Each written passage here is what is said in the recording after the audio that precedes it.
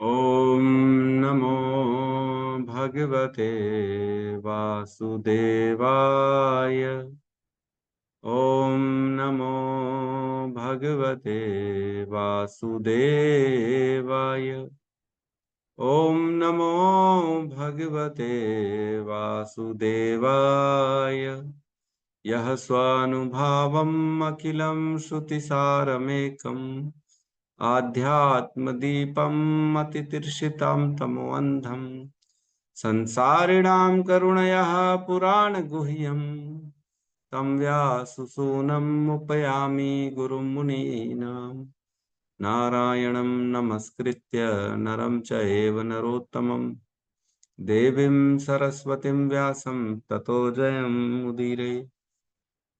शमृतां स्वकथा कृष्ण पुण्यश्रवण कीर्तिनः हृदयन्तस्तो हि अभद्राणि विधुनोति सुहृत् सताम्। नष्टप्रायेषु अभद्रेषु नित्यं भागवत सेवया भगवती उत्तम श्लोके भक्तिर्भवति नैष्टिकी। कृष्णाय वासुदेवाय देवकी नंदनाय च नंदगोपकुमाराय गोविन्दाय नमो नमः। श्रवणतः श्रद्धया नित्यं गृणतश्च स्वचेष्टितं कालेन नातिदीर्घेण भगवान् विशते हृदि। नमः पंकजनाभाय नमः पंकजमालिने नमः पंकजनेत्राय नमस्ते पंकजांग्रिये। जय श्री कृष्ण चैतन्य प्रभु नित्यानंद श्री अद्वैत गदाधर श्रीवासादि गौर भक्त वृंद। हरे कृष्णा कृष्णा कृष्णा हरे हरे हरे राम राम राम हरे हरे। हरे कृष्णा कृष्णा कृष्णा हरे हरे हरे राम राम राम हरे हरे। हरे कृष्णा कृष्णा कृष्णा हरे हरे हरे राम राम राम हरे हरे कृष्णा। सभी का हरे कृष्ण स्वागत है प्रभु जी, प्रातःकालीन। दंडवत प्रणाम। प्रणाम प्रभु जी प्रणाम। सभी का स्वागत है प्रातःकालीन श्रीमद् भागवतम के सत्र में। और बहुत ही सुंदर प्रसंग चल रहा है। दूसरे कैंटो का दूसरा अध्याय अभी अभी स्टार्ट किया हमने। कल केवल पहला ही श्लोक लिया था हमने, जो बड़ा ही अद्भुत श्लोक था, जिसमें बताते हैं, सुखदेव गोस्वामी ने कहा, इस ब्रह्मांड के प्राकट्य के पूर्व ब्रह्मा ने विराट रूप के ध्यान द्वारा श्री भगवान को प्रसन्न करके विलुप्त हो चुकी अपनी चेतना पुनः प्राप्त की। इस तरह वे सृष्टि का पूर्ववत पुनर्निर्माण कर सके। पहले के जैसे दोबारा निर्माण किया ब्रह्मा जी ने। जैसे ये सृष्टि आरंभ हुई उसके पहले उन्होंने भगवान के विराट रूप की धारणा करी। उस विराट रूप की धारणा करने से उनको स्वीकृतियां मिल गई, उनको कृपा मिली, और उसके कृपा और ज्ञान प्राप्त हो गया केवल धारणा करने मात्र से। विराट रूप की धारणा करने मात्र से ब्रह्मा जी को भगवान ने ज्ञान दे दिया कि ये सृष्टि को कैसे रचना है, और पुनर्वर्त पुनर् पुनर् पूर्ववत पूर्ववत पुनर्निर्माण कर सके। दोबारा सेम टू सेम जैसे पहली थी वैसे उन्होंने दोबारा निर्माण कर लिया। बहुत अद्भुत श्लोक है। ब्रह्मा जी रोज, उनका दिन जो होता है उसको हम कल्प कहते हैं, और उनका जो रात्रि होती है उसको प्रलय कहते हैं। एक होती है रोज की प्रलय, और एक होता है दिव्य प्रलय जिसको कहते हैं, जो ब्रह्मा जी की पूरी आयु कंप्लीट हो जाती है उसके बाद एक प्रलय होती है जिसमें पूरा ब्रह्मांड नष्ट हो जाता है। और जो ये आंशिक प्रलय होती है, यह आंशिक प्रलय में जो है सारे जीव गर्भोदक्षय विष्णु के उदर में चले जाते हैं, और जो ये पूरा ब्रह्मांड जो है महर स्वर्ग लोक तक वो पूरा जल में डूब जाता है। और जल के आने के पहले जो है ना, संकर्षण की अग्नि आती है पूरी चारों ओर में, और पूरा ब्रह्मांड जो है ना कुल मिला के काम का नहीं रहता है, कोई जीव नहीं रहता, केवल महर लोक और उससे ऊपर के लोकों में लोग रह पाते हैं, और बाकी के नीचे लोकों में कोई नहीं रह पाता। तो इस प्रकार जो है आंशिक प्रलय होती है, और जो है सभी के सभी जीव जो है ब्रह्मा जी के गर्भोदक्ष विष्णु के उदर में चले जाते हैं। जीवन नहीं रहता उस समय में जब ब्रह्मा जी की कल्प प्रलय चलता है। तब कल्प के पहले स्वयं ब्रह्मा जी सबसे पहले आते हैं बाहर और भगवान को प्रार्थना करते हैं और उनका विश्व रूप, विराट रूप का चिंतन करते हैं, जिससे उनको ज्ञान प्राप्त होता है और वह इस सृष्टि को पूर्ववत पहले के जैसे दोबारा निर्माण कर पाते हैं। ये उनको ज्ञान प्राप्त होता है। तो हमने पढ़ा था कि नारद जी ने बताया था, जो भगवान का ध्यान करता है उसको 3 स्टेजेस में जो है चीजें प्राप्त होती हैं, है ना। 3 स्टेजेस कौन कौन सी थी हमने पढ़ा था। पहली स्टेज कौन सी थी, किसी को याद है क्या? एक विज्ञान प्रभु जी। पहले ही दिव्य ज्ञान प्राप्त हो जाता है क्या? पहले दिव्य ज्ञान प्राप्त होता है, हाँ राइट, एकदम पहले दिव्य ज्ञान प्राप्त होता है, फिर उसको ऐश्वर्य प्राप्त होते हैं, सिद्धियां प्राप्त हो जाती हैं, और थर्ड स्टेज में जाके उसको भगवत प्रेम प्राप्त होता है। तो ये ऐसा नहीं है कि हमारे साथ नहीं होगा, हमारे साथ भी ऐसे ही होगा। जो शुद्ध नाम जप कर रहा है, जो पूर्ण रूप से श्रद्धा से भगवान की सेवा में लगा हुआ है, उसके हृदय में पहले दिव्य ज्ञान प्रकट होगा। हुआ है कि नहीं हुआ है? भगवत गीता भागवतम का दिव्य ज्ञान अब धीरे धीरे समझ में आने लगा है, पहले की कंपैरिजन में। अब धीरे धीरे, ओ ऐसा भी, मैं शरीर नहीं हूँ, ओहो कब तक भटकेंगे, ओहो का कैसे कर्म हमें इफेक्ट कर रहा है, कैसे हम जो है पाप कर रहे हैं या पुण्य कर रहे हैं, कैसे कर्म के बंधनों में फंसे हुए हैं, कैसे भगवान जो है कृपा करते हैं, स्वयं ब्रह्मांड के नायक हैं जो कृष्ण हैं। ये सारी चीजें धीरे धीरे प्रकाशित होनी है। आदमी जो है ना, इन सब चीजों को स्वीकार करना चालू कर देता है। इसी को कहते हैं दिव्य ज्ञान, आत्म साक्षात्कार करता है। और फिर सेकंड स्टेज आती है, उसको दिव्य सिद्धियां प्राप्त हो जाती है, उसको ऐश्वर्य मिलना प्राप्त हो जाता है। प्रभु जी आप जैसा तो श्रेष्ठ कोई है ही नहीं, आप तो सबसे बड़े यहाँ पे ज्ञान के ज्ञाता हो, आप बहुत सुपीरियर हो, आप ये हो, आप वो, आपके पीछे लग जाएंगे लोग, आपको बहुत हार माला पहनाएंगे, आपको बहुत ज्यादा जो है पूछ परख होगी, ऐश्वर्य होना चालू हो जाता है। अगर यहाँ फंस गए तो पतन हो जाएगा, है कि नहीं। सिद्धियां मिलेंगी, कुछ कुछ सिद्धियां, दूसरों के हृदय की बातों को जान जाएंगे, कौन क्या झूठ बोल रहा है, कौन सच बोल रहा है, किसके पीछे क्या छुपा हुआ है, कितना अंदर बाहर क्या क्या है, ये सारी सिद्धियां आ जाएंगी हृदय में। तो सिद्धियां आने का अर्थ ये है कि सिद्धियों को छुपा के रखना है, उसको बताना नहीं है सिद्धियों को, है ना। और अगर ऐसे ही करते रहें सिंसियरली, तब जाके भगवत प्रेम प्राप्त। ठीक है, तो आज हम दूसरे श्लोक में प्रवेश करेंगे, इसी के कंटिन्यूएशन में है।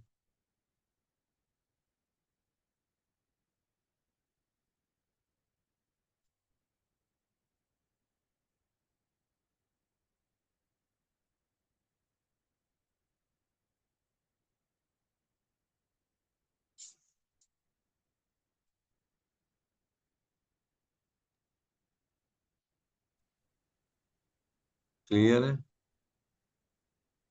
जी प्रभु जी। स्कंद 2 अध्याय 2 श्लोक 2, 222.2.2, है ना। तो इस श्लोक में प्रवेश करते हैं, साथ में दोहराएंगे। शब्दस्य हि ब्रह्मण एव पंथा, शब्द ही ब्रह्मण्य पंथा। शाब्दस्य हि शाब्दस्य हि ब्रह्मण एष पंथा, शब्द प्रमाण ब्रह्मणि पंथा। यन्नाम विधार्यति अधीर पार्थे,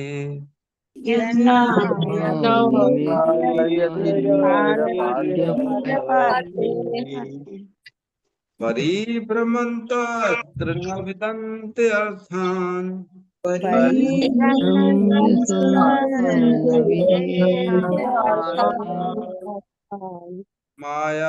मायामयेवासनया शयानः।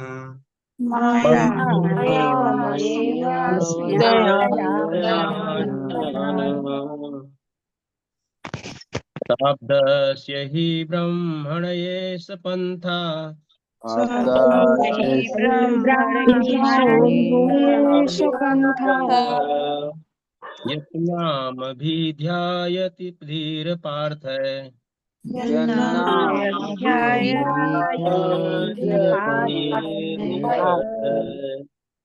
परिभ्रमस्तत्र न विदन्ते अर्थान्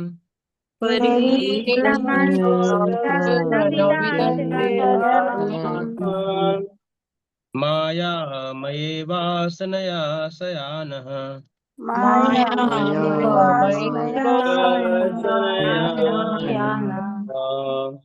शब्दस्य ब्राह्मण पढ़िए पढ़िए माता जी।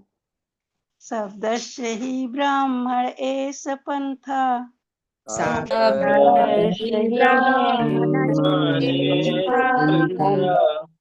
यन्नामयभिर्ध्यायति धीर पार्थे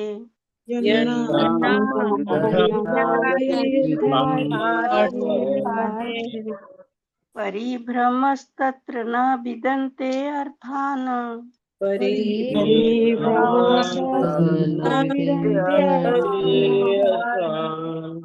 मायामये वासनया शयानः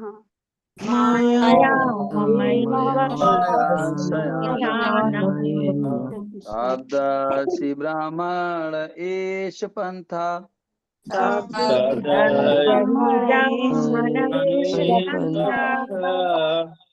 यन्नाम अभिर्ध्यायति धीर पार्थे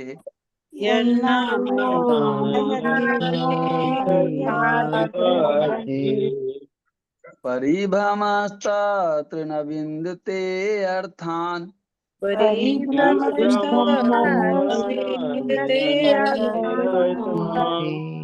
मायामयेवासनया शयानः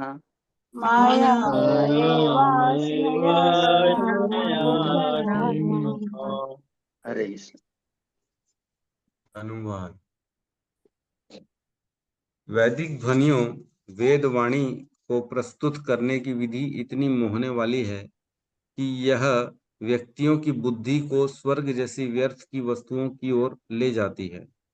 बद्ध जीव ऐसे स्वर्गिक मायामयी वासनाओं के स्वप्नों में मंडराते रहते हैं, लेकिन ऐसे स्थानों में वे सच्चे सुख की प्राप्ति नहीं हो पाती। ओम अज्ञानतिमिरन्धस्य ज्ञानाञ्जन शलाकया चक्षुरुन्मीलितं येन तस्मै श्री गुरुवे नमः। श्री चैतन्य मनोभीष्टं स्थापितं येन भूतले स्वयं रूपः कदा मह्यं ददाति स्वपदान्तिकम्। वन्देऽहं श्रीगुरु श्रीयुतपदकमलं श्रीगुरून् वैष्णवांश्च श्रीरूपं सागरजातं सहगण रघुनाथान्वितं तं सजीवं साद्वैतं सावधूतं परिजन सहितं कृष्ण चैतन्य देवं श्री राधा कृष्ण पादान् सहगण ललिता श्री विशाखान्वितांश्च हे कृष्ण करुणा सिंधु दीनबंधु जगतपते गोपेश गोपिका कांता राधा कांत नमस्तुते तप्त कांचन गौरांगी राधे वृंदावनेश्वरी वृषभानुसुते देवी प्रणमामि हरिप्रिये वाञ्छाकल्पतरुभ्यश्च कृपा सिन्धुभ्य एव च पतितानां पावनेभ्यो वैष्णवेभ्यो नमो नमः। नमो विष्णुपादाय कृष्णपृष्ठाय भूतले श्रीमते भक्तिवेदांत स्वामीति नामिने नमस्ते सारस्वती देवे गौरवाणी प्रचारिणे निर्विशेष शून्यवादी पाश्चात्य देशतारिणे जय श्री कृष्ण चैतन्य प्रभु नित्यानंद श्री अद्वैत गदाधर श्रीवासादि गौर भक्त वृंद हरे कृष्णा कृष्णा कृष्णा हरे हरे हरे राम राम राम हरे हरे। हरे कृष्णा। अब उसी श्रृंखला में आगे बढ़ते हुए श्रील सुखदेव गोस्वामी बता रहे हैं, जैसे पिछले श्लोक में बताया कि विराट रूप की धारणा करने से ब्रह्मा जी को ज्ञान प्राप्त होता है, दिव्य ज्ञान, जिससे वे पुनः सृष्टि की रचना कर पाते हैं। तो जो विराट रूप का ध्यान करना है, उससे विराट रूप का जो ध्यान करना है उससे बहुत सारे फल प्राप्त होते हैं। हमने पहले ही चर्चा करी। सबसे पहले क्या होता है? दिव्य ज्ञान प्रकट होता है। दिव्य ज्ञान हृदय प्रकाशिते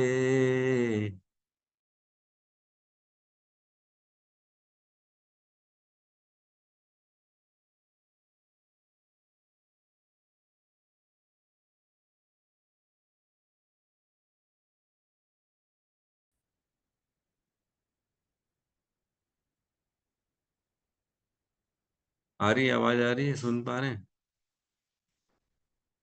हाँ, तो यहाँ पे हमारी लाइट गोल हो गई। क्लास स्टार्ट हुई और लाइट गोल हो गई। ठीक है, तो क्या कहते हैं, सबसे पहले स्टेज में दिव्य ज्ञान हृदय में प्रकाशित हो जाता है। दिव्य ज्ञान, दिव्य ज्ञान प्रकाशित हो जाता है, मतलब अब व्यक्ति की बुद्धि जो होती है वह कैच करती है आध्यात्मिक ज्ञान को। अब उसको समझ में आ रहा है आत्मा क्या है, ईश्वर क्या है, जीव क्या है, काल क्या है, कर्म क्या है, प्रकृति क्या है, कैसे सी चीजें कार्य करती हैं, कैसे व्यक्ति का जन्म और मृत्यु होता है, कैसे कर्मों में बंधता है, कैसे कर्मों करने से कौन सी योनियां प्राप्त होती हैं, जीवन क्यों मिला है, जीवन का उद्देश्य क्या है। तो ये सारी चीजें जो होती है ना, इसको दिव्य ज्ञान कहते हैं। मैं आत्मा हूँ, मैं भगवान का अंश हूँ, मैं भगवान की सेवा करने के लिए ही हुआ हूँ, और मेरा एक्चुअल में सुख, मेरा एक्चुअल में मुझे आनंद तो तभी मिलेगा जब मैं भगवान की शरण में जाऊँ। यह होता है दिव्य ज्ञान। और बद्ध ज्ञान क्या होता है, भौतिक ज्ञान क्या होता है, मैं ही करने वाला हूँ, मैं ये शरीर हूँ, ये शरीर से जुड़े जितने सुख हैं वही मुझे सुख प्रदान करते हैं, मैं और मेरा परिवार है, मुझे परिवार के लिए बहुत काम करने हैं, मुझे अपने जीवन को सुखी बनाना है। ये जो होता है ये बद्ध अवस्था के विचार है। ठीक है, तो यहाँ कह रहे हैं कि जो दिव्य ज्ञान हृदय में प्रकाशित हो जाता है, उसके बाद सेकंड स्टेज में सिद्धियां, फल मिलना प्राप्त हो जाते हैं। देखो, ऐसा कभी नहीं होगा कि जो भगवान के नाम जप में लगा हुआ है या भगवान की भक्ति कर रहा है उसको कुछ ना मिले। ऐसा नहीं होता, उसको निश्चित तौर से मिलना स्टार्ट हो जाता है।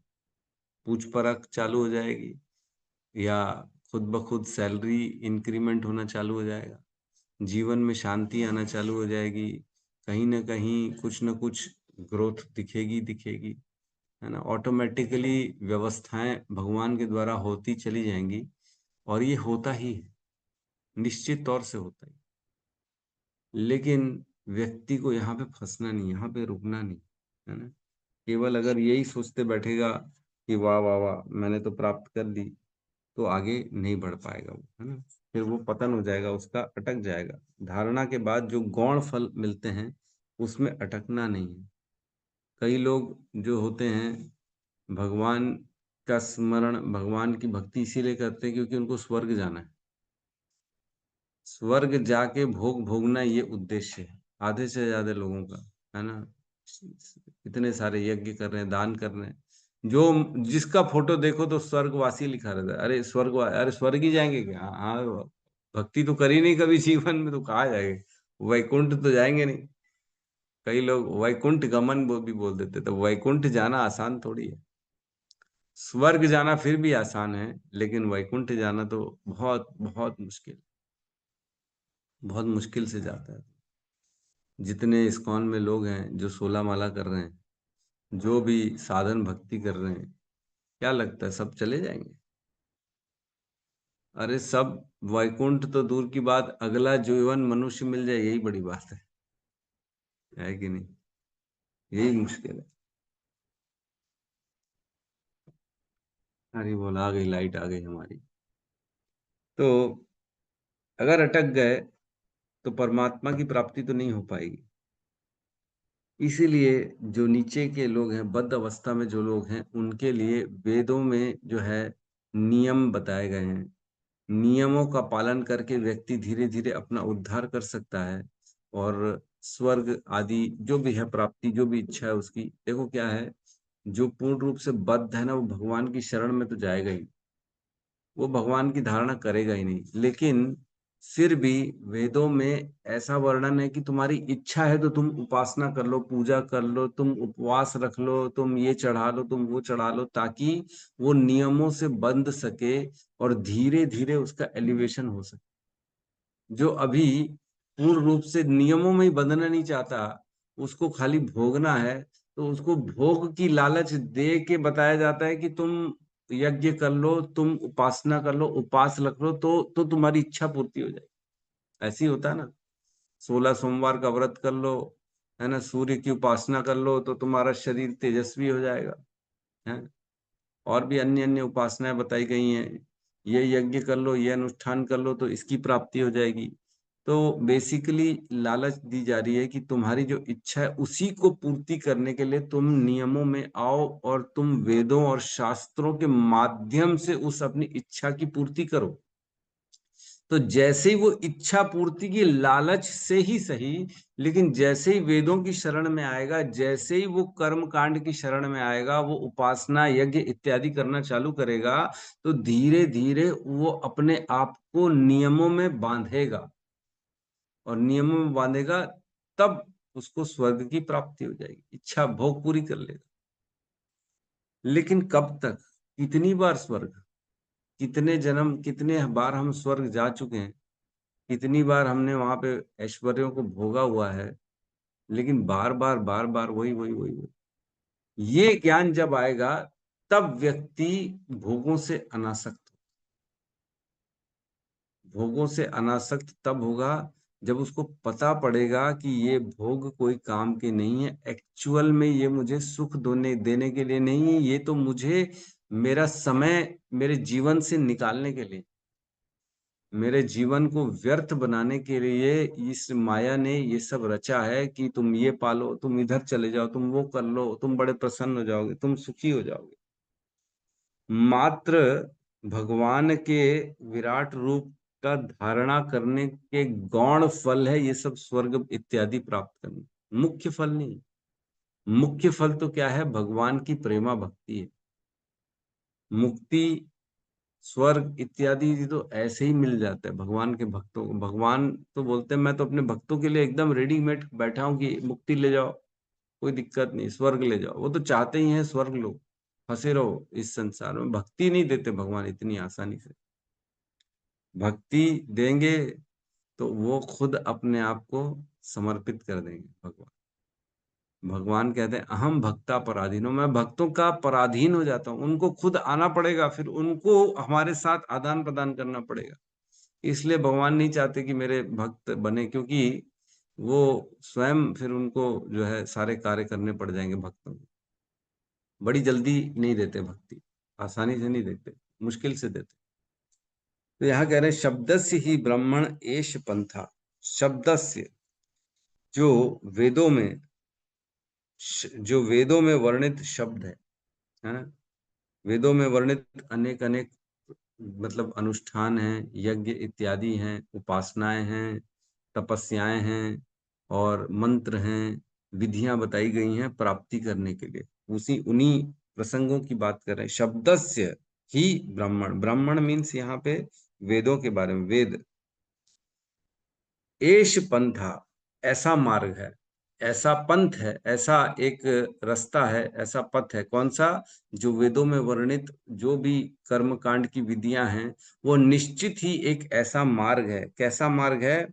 यन्नाम भी धार्यति धीर धीर पार्थे, यन्नाम भी धार्यति, उन नामों के ध्यान से साधक की बुद्धि से फलों की इच्छा करता है। जो साधक है, जो फलों की इच्छा करता है, वह उन नामों के माध्यम से जो वर्णित है वेदों में, वेदों की ऋचाओं में, वेदों में अनेक अनेक नाम, शनिदेव का या जो भी है, उपासना कर लो, ये कर लो, दुर्गा देवी के पास चले जाओ, नाम भी धार्यति धीर पार्थ। तो एक्चुअल में जो प्रयास करने की जो प्रयत्न करता है वेदों के माध्यम से अपने सुखों को प्राप्त करने की, एक्चुअल में धीर पार्थ है, मतलब वह सुखों से दूर चला जाता है। वह बेसिकली उसको सुख मिलते नहीं। ये समझना बड़ा मुश्किल है। क्या कह रहे हैं प्रभु, समझ में तो कुछ भी नहीं आ रहा। देखो, वेदों की एक बार मैं दोबारा अनुवाद पढ़ रहा हूं, है ना। वैदिक ध्वनियों, वेदवाणी को प्रस्तुत करने की विधि इतनी मोहने वाली है कि यह व्यक्तियों की बुद्धि को स्वर्ग जैसी व्यर्थ की वस्तुओं की ओर ले जाती है। बद्ध जीव ऐसे स्वर्गिक मायामयी वासनाओं के स्वप्नों में मंडराते रहते हैं, लेकिन ऐसे स्थानों में वे सच्चे सुख की प्राप्ति नहीं कर पाते। तो जो स्वर्ग इत्यादि की इच्छा है, भोगने की जो भी इच्छा है, एक्चुअल में वहां पे सुख नहीं है, नाम मात्र का सुख है। नाम मात्र का सुख समझते हैं? जैसे बोलते हैं ना, नाम मात्र के लिए घी डाला है, नाम मात्र का थोड़ा सा घी खा ले, डुप्लीकेट घी डाल देते हैं, नाम मात्र के लिए काम कर रहे हैं भैया।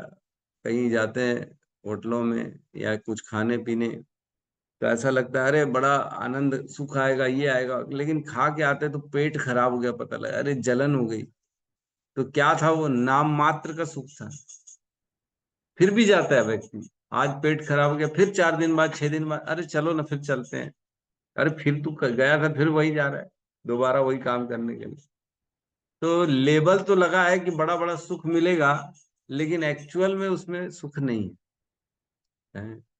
जैसे हम देखते हैं, मैंने जो है ना देखा है कि व्यक्ति जो है, बच्चे जिम जाते हैं, वहां उनको ना प्रोत्साहन दिया जाता है कि प्रोटीन शेक पियो, प्रोटीन शेक पियो, तुम्हारी बॉडी जल्दी बनेगी। तो बेचारे बच्चे महंगा महंगा प्रोटीन शेक पीते हैं और बॉडी बनाने की कोशिश कर एक्सरसाइज करते हैं।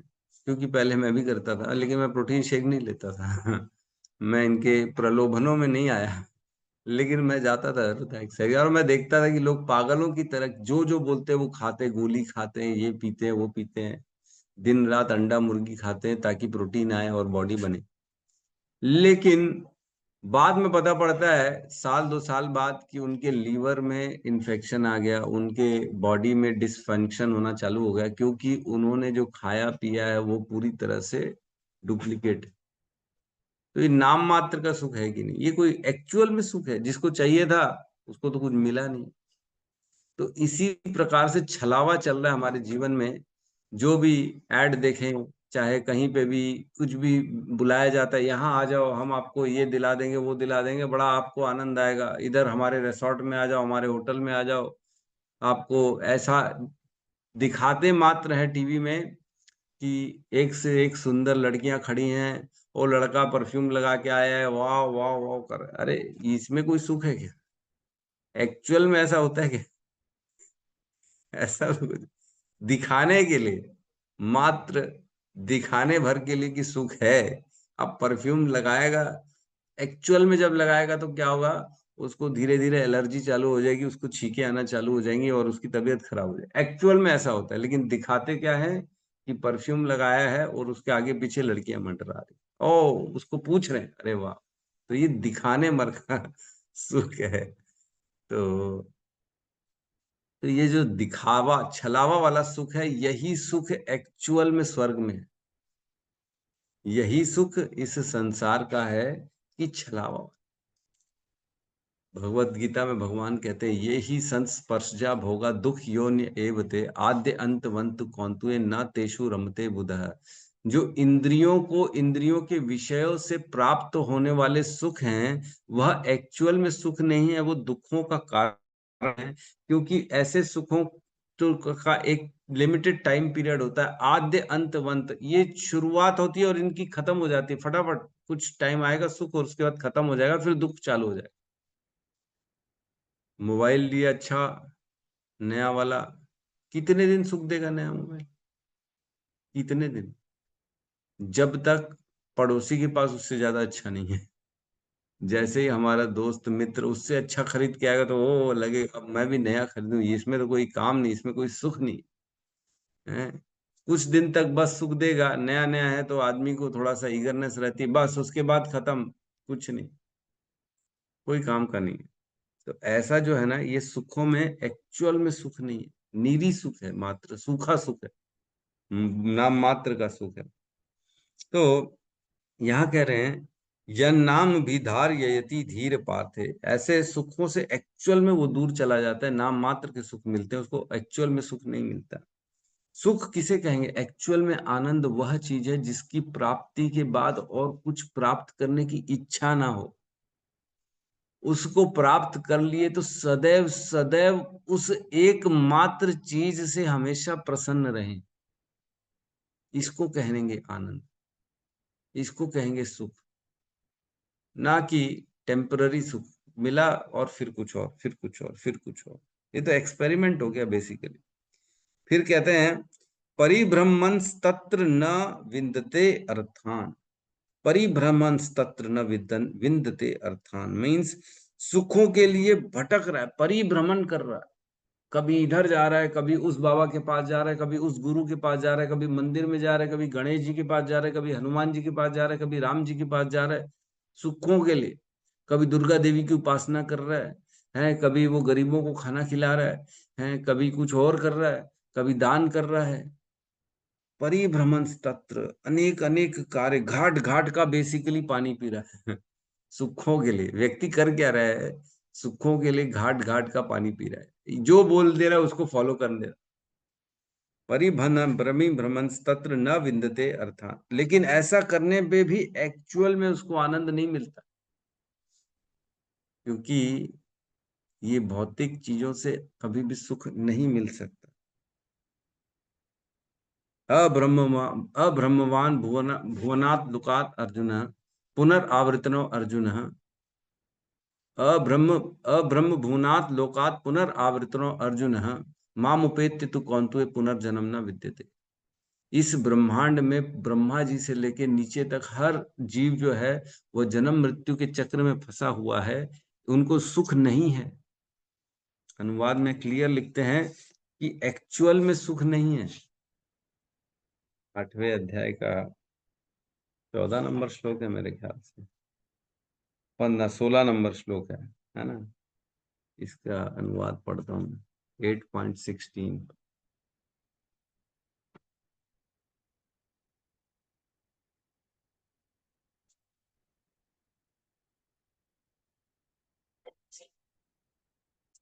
यहाँ कहते हैं इस जगत में सर्वोच्च लोक से लेकर निम्नतम सारे लोक दुखों के घर हैं, जहां जन्म तथा मरण का चक्कर लगा रहता है। किंतु हे कुंती पुत्र, जो मेरे धाम को प्राप्त कर लेता है वह फिर कभी जन्म नहीं लेता। अब्रह्म भुवनात् लोका पुनरावर्तिनो अर्जुन माम उपेत्य तु कौन्तेय पुनर्जन्म न। तो सभी ऊपर से नीचे के लोकों में दुख है, दुख है, दुखों का घर है। और व्यक्ति का उद्देश्य क्या है? हम सबका केवल मैं अपने आप को सुखी कैसे कर सकता हूं। तो आदमी क्या करता है? गलती से वेदों में जो वर्णित, जो भी वेदों में इसलिए बताया गया ताकि वह नियमों से बंध सके, है ना। स्वर्ग इत्यादि के बारे में बताया ही है वैसे भी 2.42-43। उसमें कहते हैं कि इसकी जो अलंकारीमयी भाषा है ना वेदों की, उसमें फंसना नहीं है, वह फंसाने के लिए है, लेकिन केवल स्वर्ग की प्राप्ति के लिए व्यक्ति को प्रयास नहीं करना चाहिए, है ना। क्या कह रहे हैं 2.42-43 में? अल्पज्ञानी मनुष्य वेदों की उन अलंकारिक शब्दों के प्रति अत्यधिक आसक्त रहते हैं जो स्वर्ग की प्राप्ति, अच्छे जन्म, शक्ति इत्यादि के लिए विविध सकाम कर्म करने की संस्तुति करते हैं। इंद्रिय तृप्ति एवं ऐश्वर्यमय जीवन की अभिलाषा के कारण वे कहते हैं कि इससे बढ़कर और कुछ नहीं है। उन्हें ऐसा लगता है कि बस ये सबसे श्रेष्ठ है, शक्तिशाली जीवन, ऐश्वर्य युक्त जीवन, है ना, भोगों वाला जीवन, इंद्रिय तृप्ति वाला जीवन, ये सबसे श्रेष्ठ है और इसी के लिए प्रयास करते हैं। वेदों में बताए गए जो भी विधियां बताई गई हैं उसको फॉलो करते हैं ताकि स्वर्ग की प्राप्ति। लेकिन एक्चुअल में सुख स्वर्ग में नहीं है ना। अपार्थे, अपार्थे मीन्स बेसिकली सुखों से वो दूर चला जाता है। धीर पार्थे मैं बताया ना, एक्चुअल में सुख नहीं, नाम मात्र का सुख है। और क्या कह रहे लास्ट लाइन में? मायामये वासनया शयानः, मोहमयी वस्तुओं में सुख की वासना ऐसा है जैसे स्वप्न देखने के समान। बद्ध जीव ऐसा स्वप्न देखता है कि मैं यहाँ सुख पाऊंगा, वहां सुख पाऊंगा, ये सबसे अच्छा है, ये सबसे बढ़िया है, इसको प्राप्त कर लो, उसको प्राप्त कर लो, और उसी के लिए प्रयास करता रहता है। तो एक्चुअल में ये सब कुछ नहीं। हमने पढ़ा था पहले कंटों में, सब है पुंसाम परो धर्म यथोर भक्ति अधोक्षजे अहेतुकी अप्रतिहता यह आत्मा सुप्रसिद्धति। यह आत्मा सुप्रसिद्धति मीन्स आत्मा को प्रसन्नता प्रदान कहाँ से होती है? जब यथोर भक्ति अधोक्षजे, जब हम भक्ति करते भगवान की। और कैसी भक्ति करते हैं? अप्रतिहता है, यह आत्मा सुप्रसिद्धति स वै पुंसाम परो धर्म यथोर भक्ति अधोक्षजे। ऐसी भक्ति करनी है भगवान की जो अटूट हो, अटूट हो, यह याद। तो बाकी नहीं तो श्रम एव ही केवलम, फिर तो सर्म धर्म स्वनिष्ठितः पुंसाम विश्वक्स धर्म स्वनिष्ठितः पुंसाम विश्वक्सेन कथासु यह न उत्पादयेत यतिरतिम श्रम एव ही केवलम। अगर भगवान की भक्ति में रति नहीं उत्पन्न हो रही किसी भी कार्य से, तो वो कार्य क्या है? केवल श्रम है, व्यर्थ का श्रम, नीरी श्रम। तो अगर हम कुछ पा भी लें तो उससे क्या मिलना है? दोबारा तो वापस नीचे आना पड़ेगा। जब परीक्षित महाराज ने कलयुग को छोड़ दिया था, जीवन दान दिया था, हमने पढ़ा था कलयुग को क्यों छोड़ा। उसमें एक श्लोक आते इसमें परीक्षित महाराज की वाणी बताते हैं वो क्या सोच के छोड़े। उन्होंने कहा कि परीक्षित महाराज ने नानुम देष्टिम कलिम सम्राट, कभी उन्होंने द्वेष नहीं किया कली से। नानो द्वेष्टि कलिम सम्राट सारंग इव सारभु, क्योंकि परीक्षित महाराज जो है वो सार ग्रहण करने वाले थे, है ना। कुशल्यान आशु सिद्ध्यंती नेत्राणी कृतानियत, क्योंकि कलयुग में केवल अच्छी शुभ चीजों का इच्छा मात्र करने से फल मिल जाएगा, और जो पाप है उनको करना पड़ेगा, अपनी इंद्रियों से करना पड़ेगा, तभी पापों का फल मिलता है। तो जब ऐसा विचार कर रहे थे परीक्षित महाराज और उन्होंने कलयुग को जीवन दान दे दिया मुस्कुराते हुए, हमने पढ़ा था मुस्कुरा रहे थे जब कलयुग आया था उनके चरण में, तो बोले अरे इसको तो मैं मारना चाह रहा था लेकिन अब ये मेरी शरण में आ गया, ठीक है। तो इसके गुण भी हैं, इसमें जो है लोगों को भगवत प्राप्ति आसानी से होगी, केवल नाम मात्र जप करेंगे तो भगवान की प्राप्ति हो जाएगी। और इसमें अच्छे काम केवल सोचने मात्र से उनका फल मिल जाता है, लेकिन बुरे कामों को करना पड़ेगा। तो ठीक है, कलयुग को हम जीवन दान दे देते हैं, ऐसा विचार ही कर रहे थे। तो कलयुग हंस पड़ा और बोले मेरा प्रभाव पड़ने तो दो, मैं लोगों को अच्छा सोचने तक का मौका नहीं दूंगा, लोगों को नाम लेने तक का मौका नहीं दूंगा, ऐसी स्थिति पैदा कर दूंगा, कलयुग बोलता है। तो वाकई में कलयुग में भगवान का नाम भी नहीं ले पाते लोग, नाम लेने के लिए लोग मतलब क्या बोले, हाथ पैर जोड़ना पड़ता है, अरे भैया नाम ले लो, नाम है कि। तो इसके तात्पर्य में कहते हैं प्रभुपाद, बद्ध जीव भौतिक संसार के भीतर ब्रह्मांड की सीमा तक भी सुख के लिए तरह तरह की योजना बनाने में सदैव व्यस्त रहता है। हर व्यक्ति केवल सुख के लिए प्लानिंग कर रहा है, प्लानिंग, मैं ऐसे सुखी हो जाऊंगा, मैं ऐसे सुखी हो जाऊंगा, लेकिन उसको मालूम नहीं है सुखी कैसे होगा। एक आता है ना श्लोक, उसमें कहते हैं तस्य एव हेतो प्रयतेत को विदः ना लभ्यते यद ब्रह्मधाम उपरिधः यल लभते दुख वदन्यतः सुखम कालेन सर्वत्र गभीर रहंसा। ये हमने पढ़ा था, जिसमें कहते हैं कि जो इंटेलिजेंट व्यक्ति होते को विदः तस्य एव हेतो, वो हेतु कौन से हेतु के लिए प्रयास करते हैं? ऐसे हेतु के लिए प्रयास करते हैं जो इस ब्रह्मांड में आसानी से उपलब्ध नहीं है। यल लभते दुख वदन्यतः सुखम, सुख तो ऐसे मिलता है जैसे दुख ऑटोमेटिक आ जाता है, वैसे ही सुख भी ऑटोमेटिक आ जाता है। कालेन सर्वत्र गभीर, ये सब काल की शक्ति से ऑटोमेटिक आना जाना रहता है, इसके लिए प्रयास नहीं करता जो इंटेलिजेंट व्यक्ति होता है। यहाँ कह रहे हैं लेकिन व्यक्ति इस पूरे ब्रह्मांड में अलग अलग योजनाएं बना रहा है केवल सुखी होने के लिए। ब्रह्मांडों की संख्या असंख्य है और इनमें से प्रत्येक ब्रह्मांड में असंख्य ग्रह हैं, लेकिन इनमें से कोई भी ग्रह भौतिक जीवन के मुख्य दुखों यथा जन्म मृत्यु जरा तथा व्याधि के दुखों से सुरक्षित नहीं है। प्रभुपाद कह रहे थे कितना भी एडवांसमेंट कर लो, क्या बुढ़ापे को तुम खत्म कर सकते हो? क्या मृत्यु को दूर कर सकती हो? क्या जन्म का जो कष्ट है उसको दूर कर सकते हो? तो बोले नहीं, इसको तो कोई नहीं कर सकता। तो फिर तुम एक्चुअल दुख में नहीं हो, एक्चुअल सोल्यूशन नहीं ढूंढ रहे हो, फिर टेम्पररी सोल्यूशन ढूंढ, और इन सब का सोल्यूशन वैसे भी है ही नहीं, है ना। इसमें कहते हैं आगे कि अतः वे कभी ब्रह्मलोक जाते हैं तो पुनः पाताल लोक को लौट आते हैं, मानो झूले पर चढ़े हुए अज्ञानी बालक। जैसे झूले में व्यक्ति कभी ऊपर जाता है, कभी नीचे आता है, ऊपर जाता है, नीचे आता है, गोल गोल घूमता है और उसमें उसको आनंद आता है। बच्चे जब ऊपर चढ़ता है झूला तब भी वो खुश होते हैं, वाह वाह वाह कितना ऊपर आ गए। फिर जब नीचे आते झूले से तब भी वो खुश होते हैं, अरे वाह कैसी कैसी कैसी फीलिंग आ रही है, अंदर ही अंदर खुश हो रहे हैं। तो बच्चे बड़े प्रसन्न होते हैं। वो बड़ा सा एक गोला होता है, मैरी गो राउंड जिसको बोलते हैं, उसमें घूमते हैं, ऊपर नीचे होते रहते हैं और उसमें प्रसन्न होते हैं। तो वैसे ही कह रहे हैं प्रभुपाद कि हम भी ऊपर के लोकों में जाते हैं, नीचे के लोकों में जाते हैं, फिर ऊपर फिर नीचे फिर ऊपर नीचे, जैसे बच्चों के जैसे हम प्रसन्न हो रहे हैं।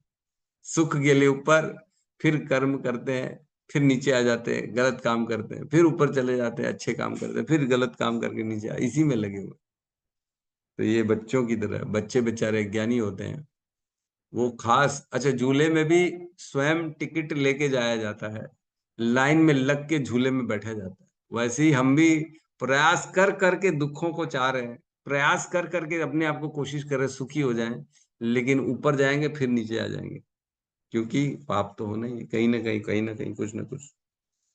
तो इस प्रकार कह रहे हैं बेसिकली कि यह जो स्वर्ग की प्राप्ति या जो भी धारणा से हमें क्षणिक सुख प्राप्त होंगे, उसमें फंसना नहीं, अटकना नहीं है, बेसिकली हमको आगे बढ़ना है ना।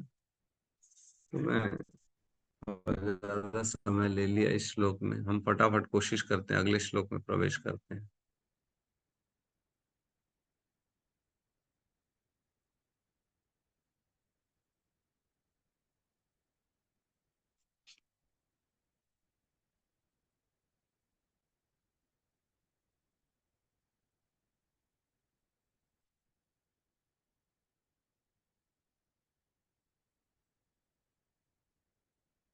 पॉइंट 2.3 आगे के श्लोक में पढ़ते हैं, साथ में दोहराएंगे। अतः कविर्नामासु यावदर्थः,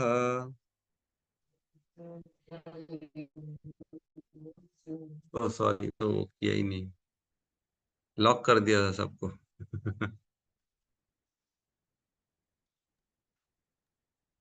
अब ओपन हो जाएगा, है ना।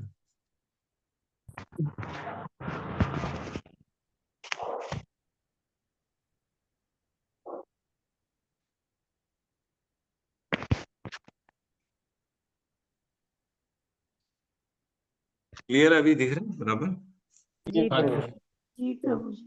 अतः कविर्नामासु यावदर्थ,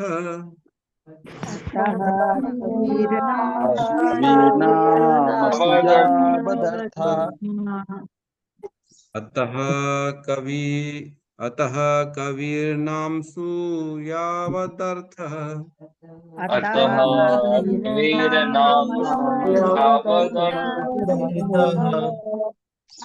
स्याद् प्रमत्तो व्यवसाय बुद्धि,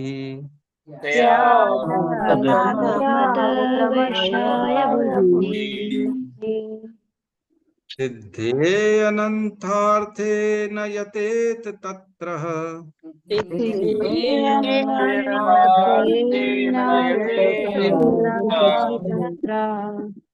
परिश्रमं तत्र समीक्ष्यमाणः।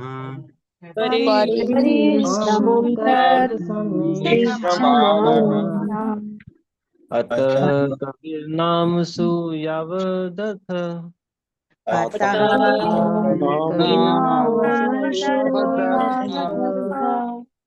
स्याद् प्रमत्तो व्यवसाय बुद्धिः,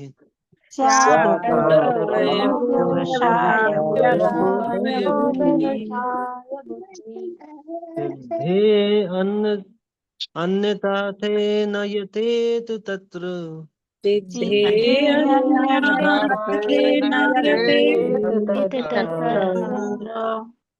परिश्रमं तत्र समीक्षमाणम्।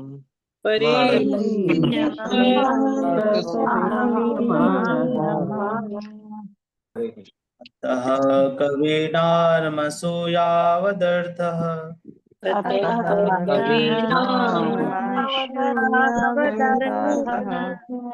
ज्यादा प्रमत्तो व्यवसाय बुद्धि व्यवसाय बुद्धि ध्येयन्यार्थार्थ नयतेत तत्र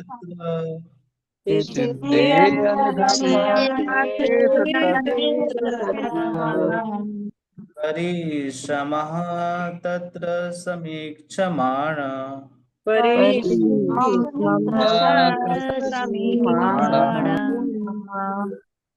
अनुवाद। अतएव प्रबुद्ध व्यक्ति को उपाधियों वाले इस जगत में रहते हुए जीवन की न्यूनतम आवश्यकताओं के लिए प्रयत्न करना चाहिए। उसे बुद्धिमत्ता पूर्वक स्थिर रहना चाहिए और अवांछित वस्तुओं के लिए कभी कोई प्रयत्न नहीं करना चाहिए, क्योंकि वह व्यवहारिक रूप में यह अनुभव करने में सक्षम होता है कि ऐसे सारे प्रयास कठोर श्रम के अतिरिक्त और कुछ नहीं होते हैं। बहुत ही सुंदर श्लोक है ये, बहुत ही इम्पोर्टेंट श्लोक है। इसको समझना अति आवश्यक है, जिसमें बता रहे हैं कि मनुष्य जो है केवल अपने आप को न्यूनतम आवश्यकताओं में मनुष्य को रखना चाहिए। कहीं पे भी कोई अवांछित वस्तुओं की इच्छा नहीं करनी चाहिए, जिससे केवल और केवल श्रम और कठोर श्रम करना पड़े। व्यक्ति को अपनी जरूरतें कम से कम रखनी चाहिए, एकदम लोएस्ट साइड में अपनी जरूरतें रखनी चाहिए। तो प्रवेश करते हैं। अतः, अतः मीन्स इस कारण से। किस कारण से?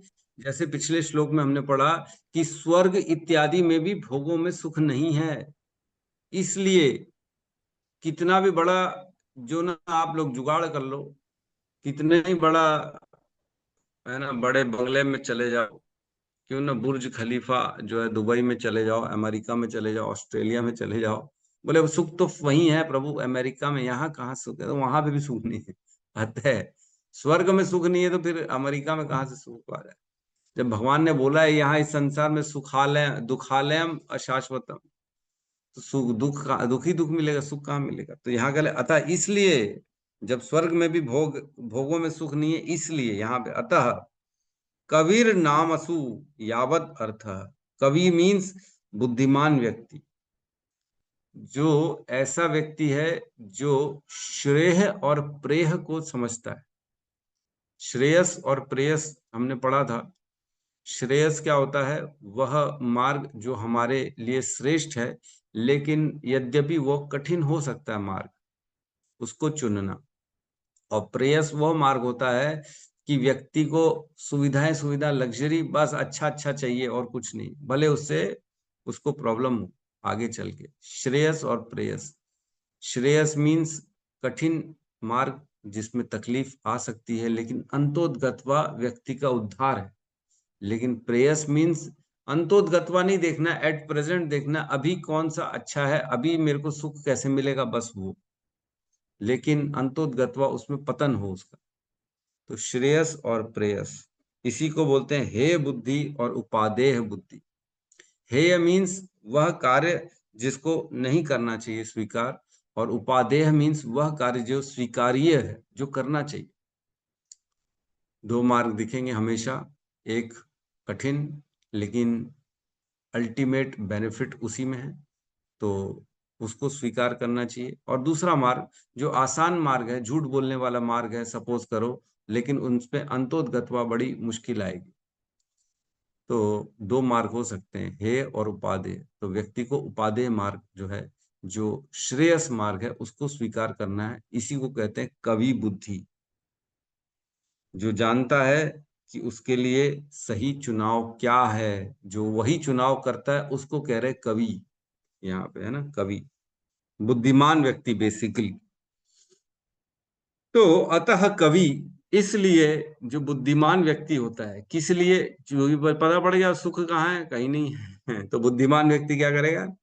नाम आसु यावद अर्थ, जो नाम मात्र के भोग हैं, जो स्वर्ग है, जो इस भौतिक संसार का नाम मात्र का सुख है, सुख एक्चुअल में नहीं है, लेकिन नाम मात्र के लिए सुख दिया जा रहा है।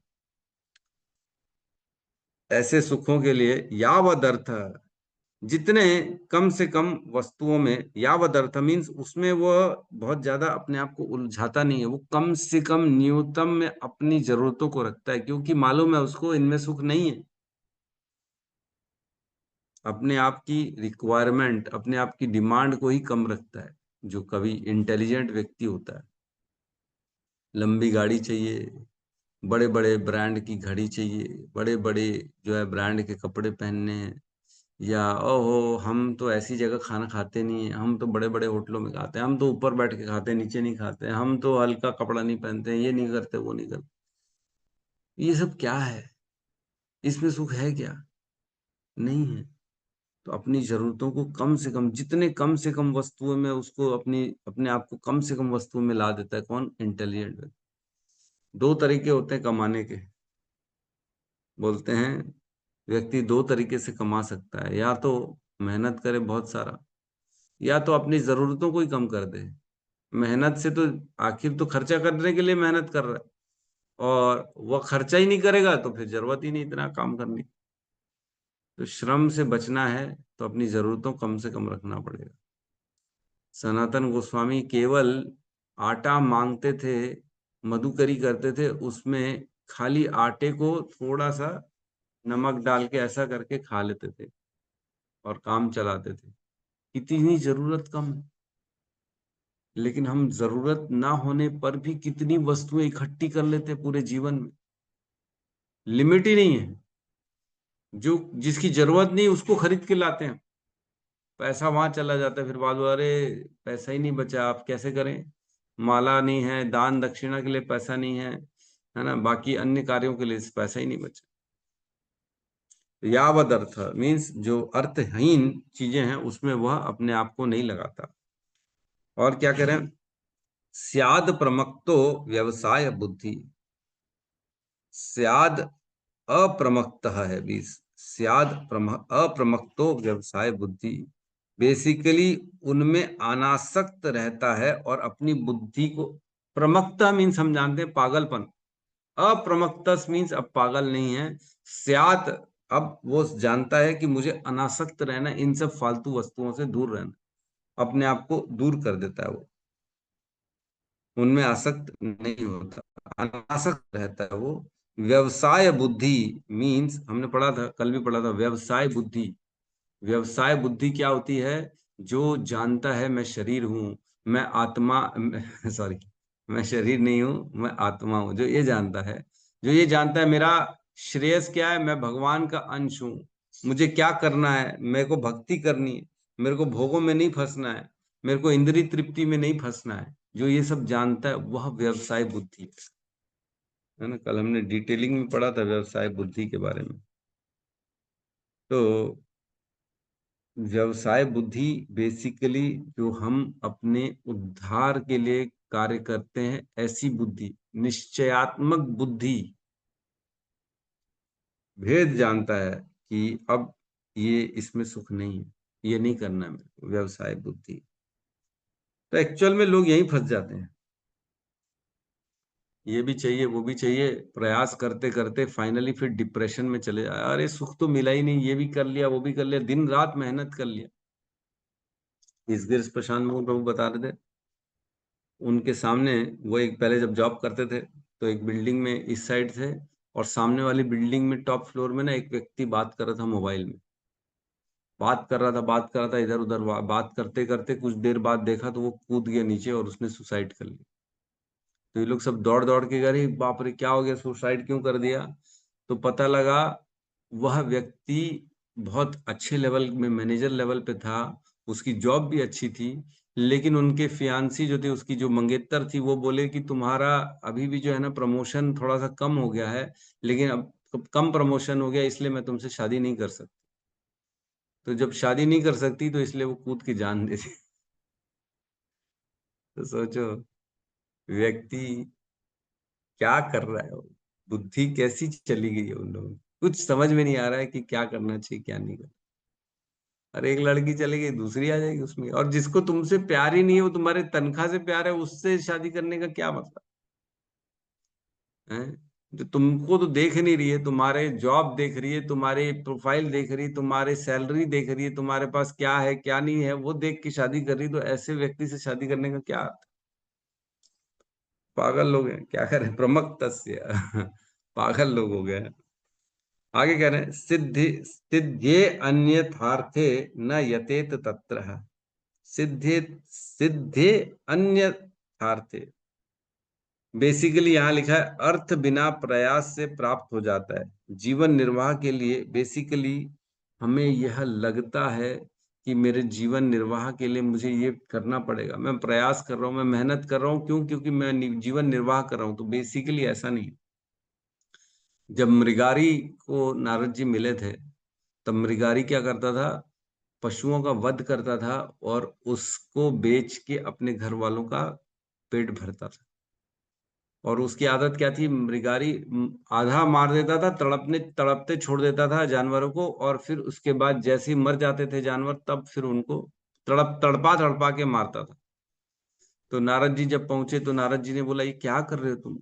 ऐसे कोई करता है क्या? क्यों ऐसे तड़पा तड़पा के मारे हो? बोले इसमें मुझे अच्छा लगता है। तो बोले ये करते ही क्यों हो तुम काम? बोले मैं ये अपने जीवन अपने परिवार का पालन करने के लिए करता हूँ, हम खाएंगे क्या अगर ये नहीं करेंगे तो बोले, नारद जी ने बोला केवल खाने के लिए तुम इतना करते हो? बोले हाँ। बोले अगर मैं तुम्हें व्यवस्था कर दूं तुम्हारे खाने पीने की तो बोले ठीक है, फिर मैं नहीं करूंगा, जैसा आप बोलोगे वैसा करूंगा। तो नारद जी ने बोला ठीक है, आज से तुम ये सब मत करो, मैं तुम्हारे खाने पीने की जिम्मेदारी मैं उठाता हूँ, तुम्हारे को खाना पीना मिल जाएगा। तो बोले ठीक है। बोले लेकिन ये सब बंद करना पड़ेगा टोटल। बोले ठीक है। तो जब मृगारी ने सब बंद कर दिया, गांव के बाहर बैठ गया, नारद जी के आदेश के अनुसार जप करने लगा, तब गांव वाले ने देखा कि अरे मृगारी तो संत बन गया है, उसने तो क्या किया है, पशुवध करना बंद कर दिया है। तब पूरा गांव का गांव उसको खाना लाके देने लगा, ये भी खा लो वो भी खा लो, संत बन गए और आप महान संत हो गए, आपने नारद जी के दर्शन कर लिए, लो लो लो। इतना आने लगा, इतना आने लगा, मृगारी परेशान हो गया, बोले बस करो, इतना तो मैं खाता नहीं हूं जितना आ रहा है। जब 1 साल के बाद नारद जी आए पूछने, बोले हे मृगारी कैसे हो? अरे बोले नारद जी आप इतनी ज्यादा क्यों भेज रहे हो? इतना तो मैं खाता ही नहीं हूँ, इतनी मेरे को व्यवस्था ही नहीं है, यहाँ भंडारा चलाना पड़ता है, जितना आ जाता है मैं तो खाता नहीं हूँ अकेले।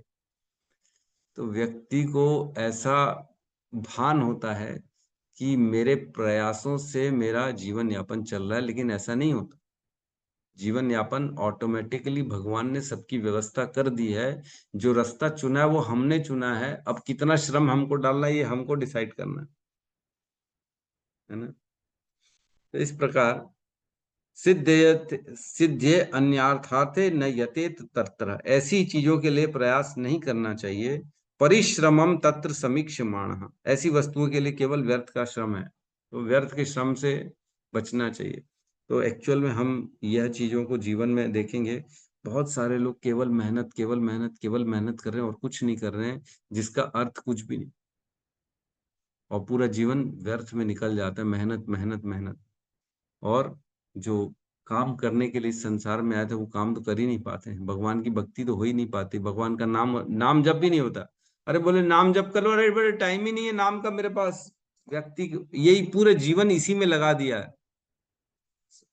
मैं देखता हूँ कई लोग सुबह से 4 बजे 5 बजे से उठ जाते हैं, बेचारे हॉकर लोग पेपर बांटने के लिए 4 बजे 3 बजे उठ जाते हैं। कई लोग पूरी पूरी रात बैठ के काम कर रहे हैं, इंजीनियर हमारे, कुछ इंजीनियर हैं नाइट वाले भी हमारे बीच में लेकिन कई लोग ऐसे भी हैं जो पूरी रात काम कर रहे हैं और भगवान के लिए टाइम नहीं है। हमारे इंजीनियरों के पास टाइम है, बेचारे निकाल लेते हैं टाइम कैसे भी करके, लेकिन बाकी लोग बेचारे भटके हुए हैं, पूरा जीवन अपना इतना श्रम लगा रहे हैं, उनको लग रहा है केवल मेरे श्रम से मेरा उद्धार होगा, मेरे जीवन में सुख आएगा, लेकिन ऐसा कुछ भी नहीं, कोई करेक्शन कोई रिलेशन ही नहीं है। Money can not make anybody happy, है ना। धन में वो सामर्थ्य नहीं है कि सुख प्रदान कर सके। ये कंसेप्ट कब समझेंगे? ये तो कोई समझ ही नहीं रहा। मेरे दोस्त हैं काफी, दिन रात बिजनेस बिजनेस बिजनेस, क्योंकि मैं सिंधी कम्युनिटी से हूँ, दिन रात बिजनेस। अरे बोले धंधा करना है, सुबह जाना है रात को आना है, धंधा करना है। दिन भर काम करते हैं, घर आते हैं टेंशन में रहते हैं, 2 पैक दारू पीते हैं। अरे बोले थोड़ा टेंशन हो जाता है ना, क्या करे, थोड़ा रिलैक्स भी तो होना है। ये लाइफस्टाइल बना ली सबने। केवल दिन भर काम करेंगे, मेहनत करेंगे, रात को थोड़ा सा बोले एंजॉय थोड़ा सा कर लेते ना, हम खा पी लेते थोड़ा सा। तो ऐसा काम ही क्यों करना जिसमें टेंशन है। भगवान ने सबकी व्यवस्था कर रखी है, लेकिन ये चुनाव हमारा रहता है कि मैं मेहनत मेहनत ज्यादा करूं कि मैं अपने समय को सही जगह लगाऊं। ये हमारा डिसीजन है। यह डिसीजन हमको लेना है कि हमारे समय को कहाँ लगा। तो व्यक्ति अपने समय को केवल सुखों में ना लगाए, है ना। भोगी भोगों में सुख नहीं है, लेकिन शरीर निर्वाह के लिए उतना ही प्रयत्न करना चाहिए। इसलिए शरीर के लिए न्यूनतम आवश्यकताओं में रखो अपने आप। आजकल तो कंपटीशन हो गया, सबको अपनी आवश्यकताएं बहुत ज्यादा हैं। आवश्यकताओं में इतना उछाल मार दिया लोगों ने कि जिसकी कोई सीमा नहीं।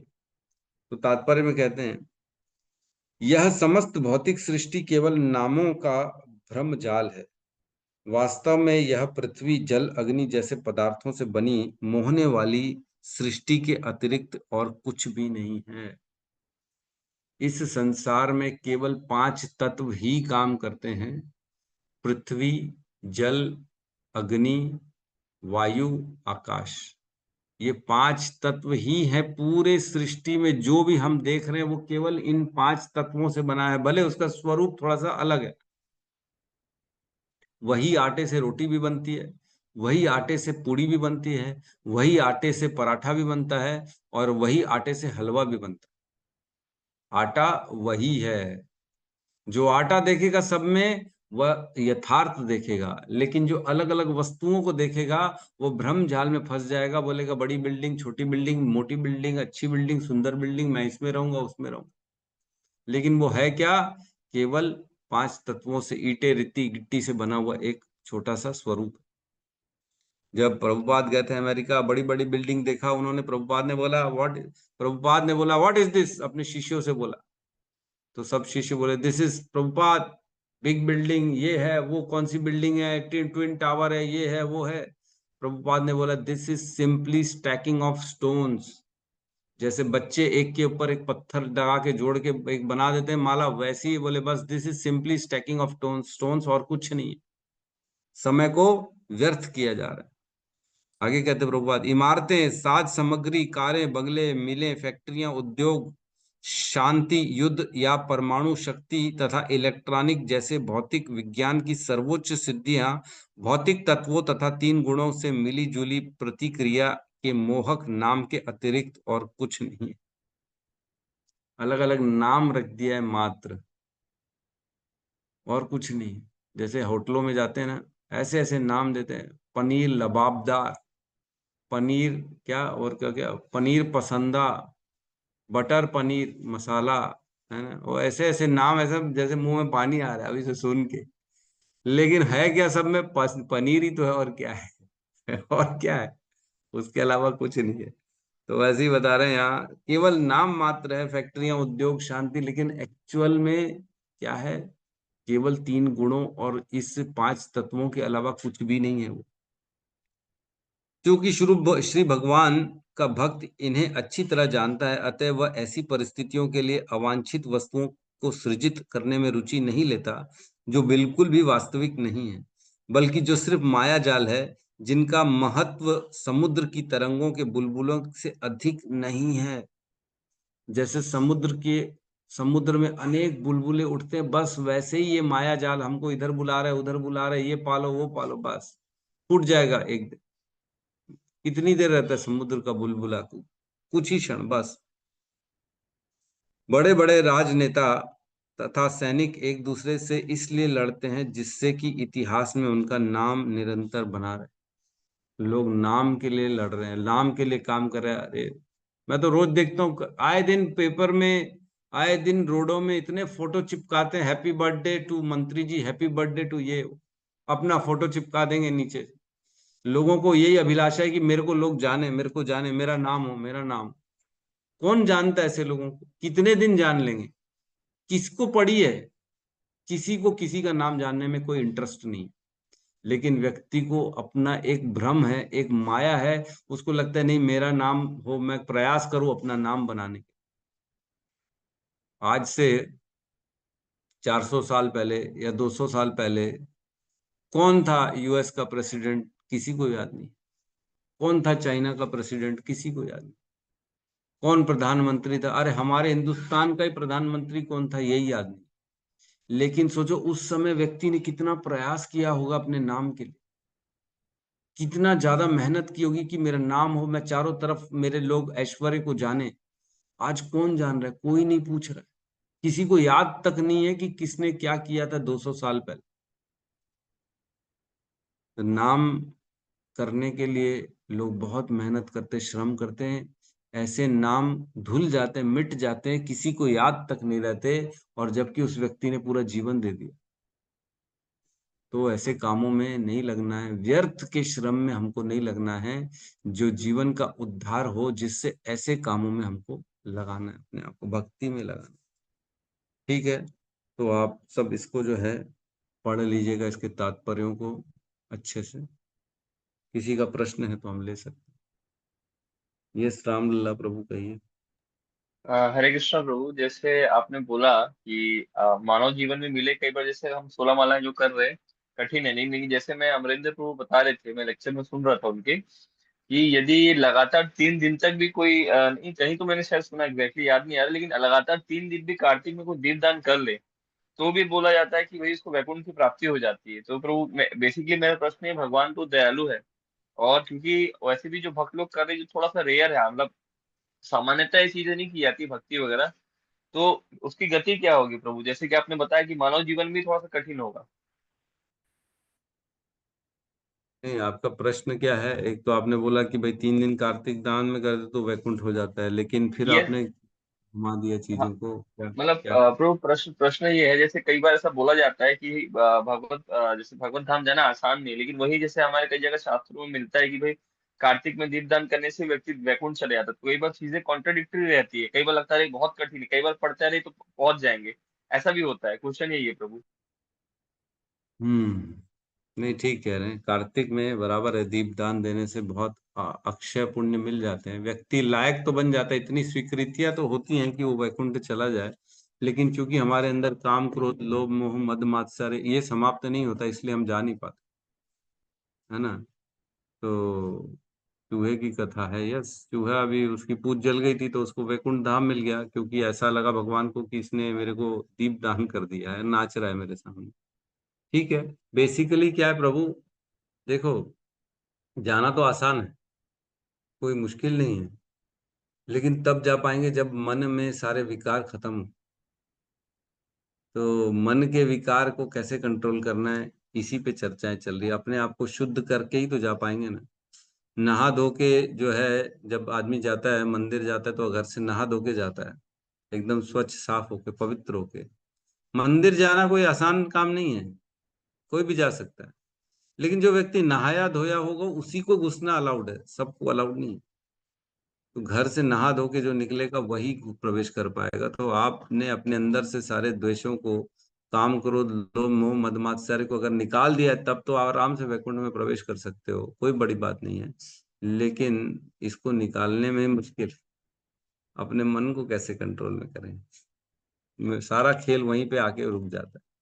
और ये करेगा कौन? आप ही करोगे, हम ही करेंगे। हमको ही अपने अंदर से विकारों को दूर करना है, शरणागति बढ़ानी है, धीरे धीरे अपनी चेतना को शुद्ध करना है, तब एलिजिबल हो पाएंगे प्रवेश करने के लिए। ठीक है प्रभु। जी प्रभु जी। हरे कृष्णा प्रभु, दंडवत प्रणाम। प्रणाम प्रभु। यस।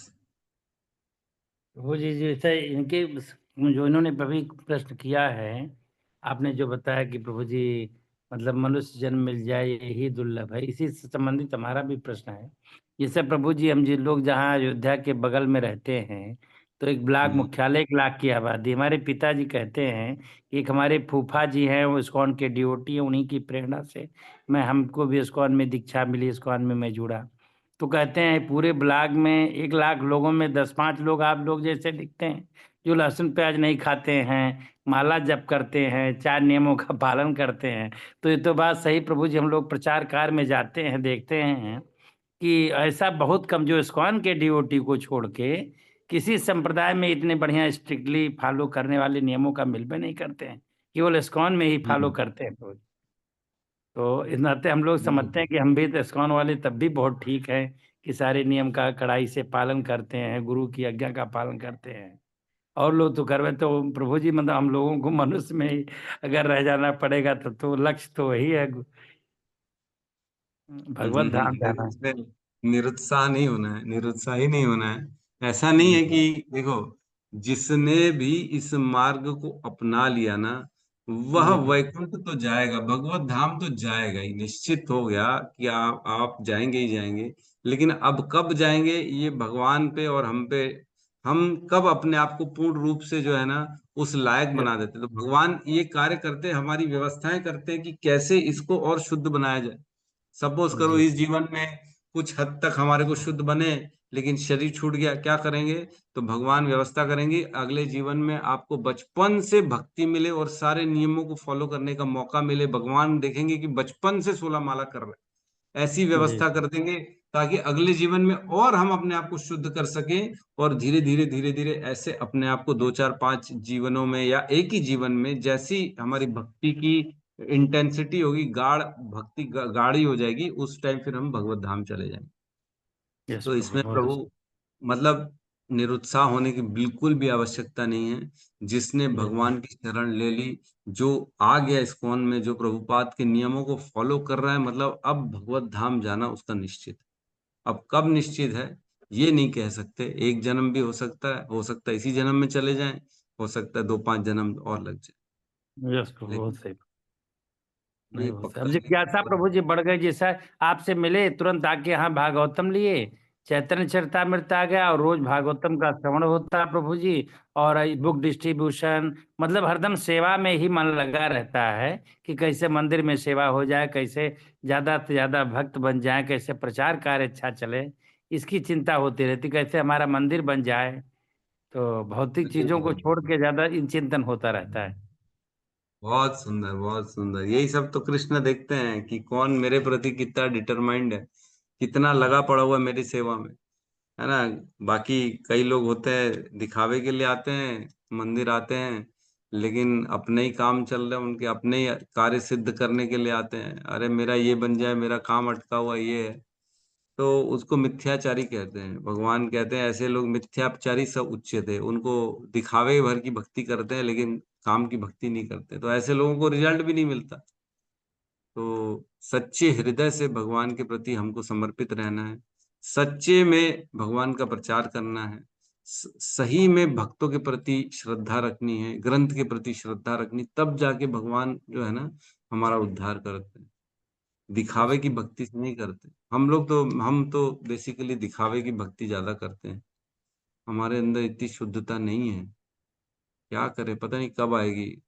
प्रार्थना तो करते हैं भगवान से कि जल्दी से जल्दी शुद्ध भक्ति दे दो, आएगी, लेकिन इतना विश्वास जरूर है कि आएगी, एक न एक दिन हम भी शुद्ध हो जाएंगे। हम भी एक दिन पूर्ण रूप से भगवान के धाम जाने के योग्य बन जाए। प्रभु जी, आप ठीक है। की कृपा से हम लोग भी इतना जो कुछ कर पा रहे हैं, आपकी कृपा, आपका मतलब स्नेह इतना है, इतना बढ़िया आप भागवतम में जोड़ कर रखते हैं, तो इतना अच्छा से समझाते हैं, प्रयास करते हैं, तो हम लोग निश्चित रूप से सब आपके आभारी है, इतना जान लीजिए। अरे हरि बोल, हरि बोल। ये सब गुरु और कृष्ण की व्यवस्था है जो हो पा यस रहा है, नहीं तो हम तो लायक नहीं है प्रभु। मैं तो खुद कल भी आश्चर्य कर रहा था वीडियोस देख के, 450 वीडियो हमारे अभी तक यूट्यूब में अपलोड हो चुके हैं। 450 वीडियो केवल भागवतम के, 400 वीडियो भगवत गीता के अलग हैं, 850 वीडियो हमारी क्लास के मात्र जो है ना यूट्यूब में अपलोड हो चुके हैं। मैं खुद आश्चर्य कर रहा, कल सर पकड़ के बैठ गया, इतने सारा हमने कैसे कर लिया। मैं तो लायक नहीं हूँ, कैसे हो गया ये, मैं वही सोच रहा था कि ये मेरी शक्ति नहीं है, कहीं ना कहीं भगवान की, गुरुओं का आशीर्वाद है जो हो पाया, नहीं तो मेरे में तो सामर्थ्य नहीं है कि मैं बोल सकूं, समझ सकूं। तो ये कृष्ण की व्यवस्था होती है, जो हो जाता है। हम तो नहीं करते, बिल्कुल नहीं करते, और ये सच भी है। कुछ भी नहीं, हम तो लायक ही नहीं, किसी काम के लायक। इतने अनर्थ भरे पड़े हुए हैं, इतने। अरे मैं क्या बोलूं, आप सब अपने अपने हृदय में झांकेंगे ना, तो इसका उत्तर खुद ही मिल जाएगा, हम कितने शुद्ध हैं। क्या देख के क्या विचार आ रहे हैं, किसको देख के भगवान का स्मरण हो रहा है, किसको देख के भोगों का स्मरण हो रहा है। ये सब अपने अंदर में ही जब हम झांकेंगे तो पता पड़ जाएगा हम कितने शुद्ध हैं। वही तो चाहिए, जिस दिन हर जगह भगवान का स्मरण होना चालू हो जाए, वो दिन चाहिए, बस वो हमारा टारगेट होना चाहिए। और कुछ स्मरण नहीं आना चाहिए, जो चीज देखे भगवान का स्मरण हो, बस वो दिन आ जाए तो बस फिर हमारी भगवत धाम जाना निश्चित है। लेकिन खैर, सेवा करने से धीरे धीरे शुद्धि होती है। यही सब कार्य होते हैं जो भगवान को पसंद आते हैं, और भगवान कब रीच जाए किससे पता ही नहीं पड़ता। वो तो स्वराट है ना। जन्मादियस्य तो अन्वयात इतरश्च अर्थेषु अभिज्ञ स्वराट।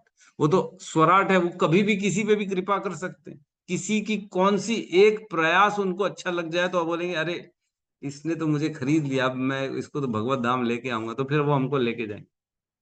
हम अपने प्रयासों से भगवान को प्रसन्न नहीं कर सकते, लेकिन हम ऐसे प्रयास करें कि भगवान का ध्यान आकर्षित हो जाए और भगवान प्रसन्न हो जाए, बस। ठीक है, बहुत बहुत धन्यवाद सभी का। आज कुछ ज्यादा ही हमने समय खींच लिया।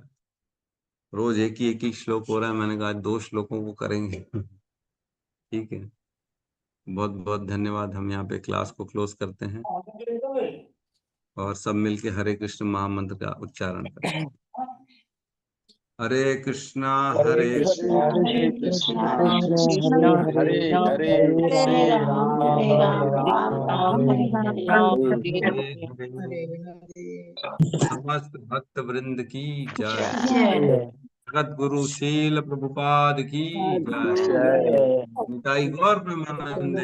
हरि हरि बोल। हरे कृष्णा प्रभु जी, दंडवत प्रणाम। प्रभु जी दंड प्रणाम। हरे कृष्ण। हरे कृष्ण।